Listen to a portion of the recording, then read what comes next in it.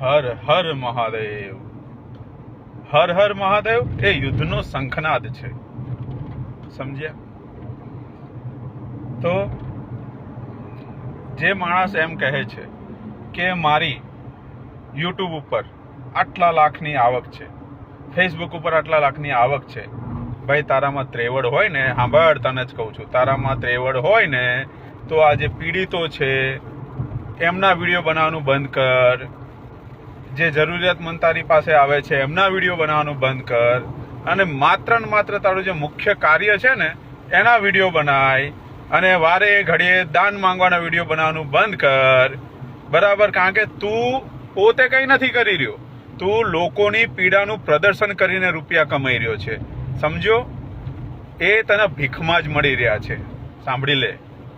લોકોની પીડાનું તું પ્રદર્શન કરે છે, શું જરૂર છે તારે? તારા ત્યાં કોઈ દાદીબા આયા, તારા કરતા 500 સંસ્થાઓ બીજી ચાલે છે. મેં આવું ક્યાંય જોયું નથી કે કોઈ દાદી આયા તો આવો બા, તમે ક્યાંથી આવ્યો છો, કેમ તમારા દીકરાએ તમને કાઢી મૂકી? આ બધું શું છે? તું સંસ્થા ચલાવે છે ને ભાઈ, તો સંસ્થા ચલાય ને, કારણ કે તે કમાવાના ધંધા આદર્યા છે, સાંભળ્યો? અને હજુ તો તારું ધીરે ધીરે લાવીશ યાર, બહુ ધીરે ધીરે, બાકી આવશે તો બધું બહાર. પબ્લિકને જાગૃત તો કરવી પડશે ને કે એક ગુનેગાર આવો પણ, કેવો પણ, આવો પણ ગુનેગાર તો તું પણ છે, આરોપ તો તારી ઉપર પણ લાગેલા છે.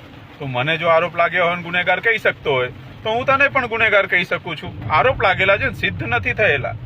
મારી ઉપર જ્યાં સુધી આરોપ સિદ્ધ ના થાય ત્યાં સુધી જો તું મને ગુનેગાર કહેતો હોય ભાઈ, તો તું તો મારા કરતા મોટો ગુનેગાર છે.